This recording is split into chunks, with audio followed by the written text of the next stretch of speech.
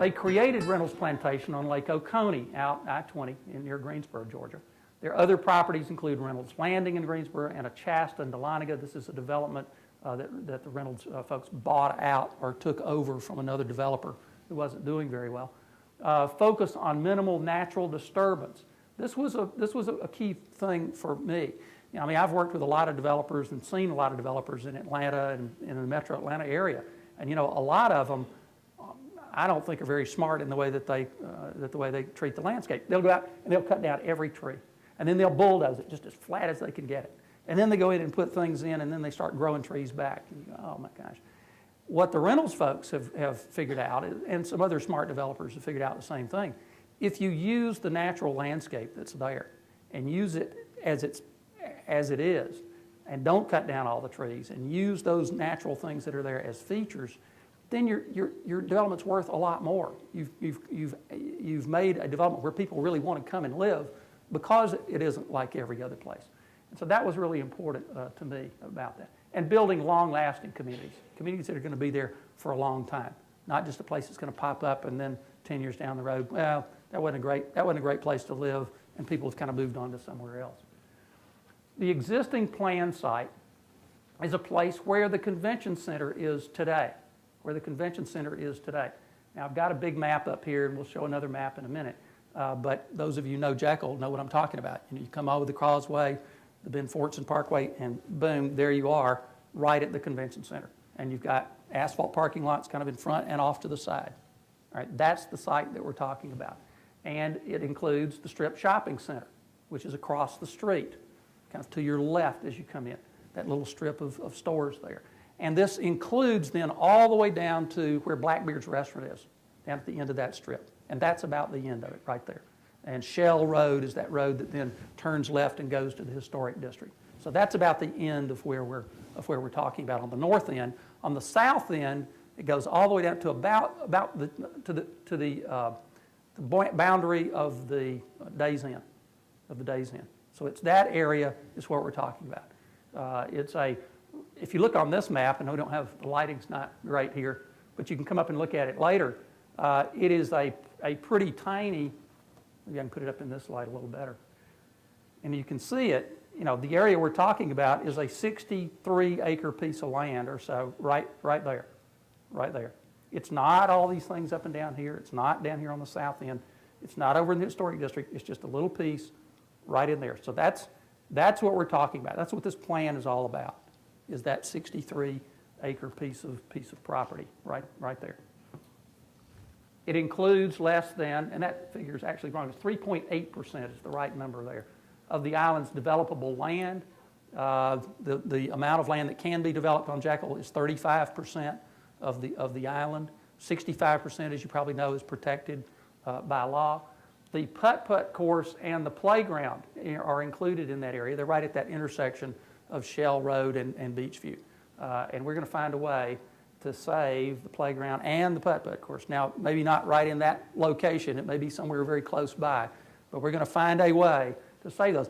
And part of the reason, and of course there was this, you may have seen some of the news about the little girl down there, Morgan Simpson, who got a petition together, and I think she got 700 names on the petition of classmates and other folks around the island, you know, to save that playground. And she said, you know, I just hope that we can find a place to put the playground. It doesn't have to be right in this little location. It could be somewhere nearby, but a place for children to play. And she's right on the money. And that's so important that we find facilities for children, for people of all ages, for things to do at Jekyll Island. We've got to have things for small children. We've got to have things for teenagers to do. We've got to have things for adults and for seniors to do. So there's got to be a little bit of something for everybody at Jekyll. There's the map that shows this piece in here. So we added this slide. So you're seeing the latest and greatest of these presentations. As we've done these over the past few days, you know, we've added a slide here or there because of comments that people gave us. And so we added this slide in here. Again, less than 4% of the developable land. Only 167 developable acres remain on Jekyll. More than 1,450 acres have previously been developed. So there's about 167 acres to be defined that can be developed that are currently not developed. That's what is available on Jekyll to develop. So again, this 63 acres is this little piece right here. Next slide. The plan site, this future that we're talking about here, or our initial plan.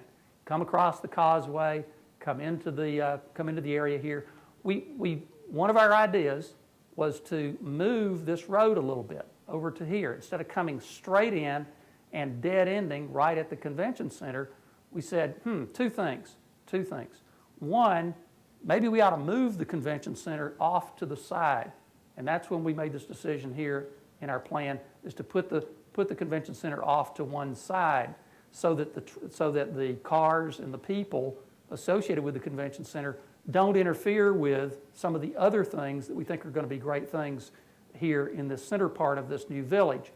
The other reason is that today, as you know, Beachview Drive separates the convention center and the activities along the beach from the retail in there, from the restaurants, from the little beauty shop, from the post office, all that stuff, the drugstore, the IGA, those things that are over here across that street. Well, that's not great if I'm down here and I'm on the beach and I want to go up here and get a hot dog. You know, I've got to go through multiple parking lots and then cross Beachview Drive to get over there on foot. So our idea was to make this road a boundary so that then you could have all of the retail and the hotels all on the same side of the street. So that's the rationale for putting that road in there and moving it a little bit in there like that. This road gives additional access for getting it. These roads provide additional access for getting here and getting around the convention center and getting to the north end.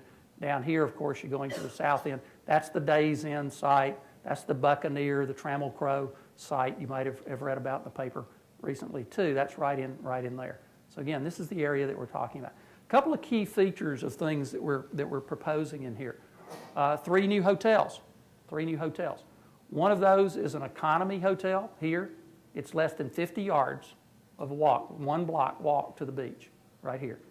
An economy hotel, or say a mid-scale type hotel, you know, something like a Hampton Inn or something in that neighborhood, right here on the beach, right here. Parking for those visitors to that hotel and to the retail in here. A lot of it is right in here in this location. Again, less than 50 yards off the beach. In fact, it's about 30, 40 yards off the beach. Part of this parking today is actually, the Beachview Drive runs right through here. So part of that parking is the same parking that you would experience today if you were at Jekyll. A couple of other key things. This area leads to, right in here, this is sort of a key part of the village. This includes a square, what we call Horton Square, or like a little town center, like you're familiar with in any other little town in Georgia. It's got a little town square where you could have all kinds of music events and all kinds of other things. An environmental discovery center, I'm going to talk about that again in a minute. A larger hotel down here associated with the convention center. And then cottages in here that are very much like the historic cottages in the historic district. Small little buildings right here, and another little small group of them right here. And so those are some of the key things that I wanted to describe to you.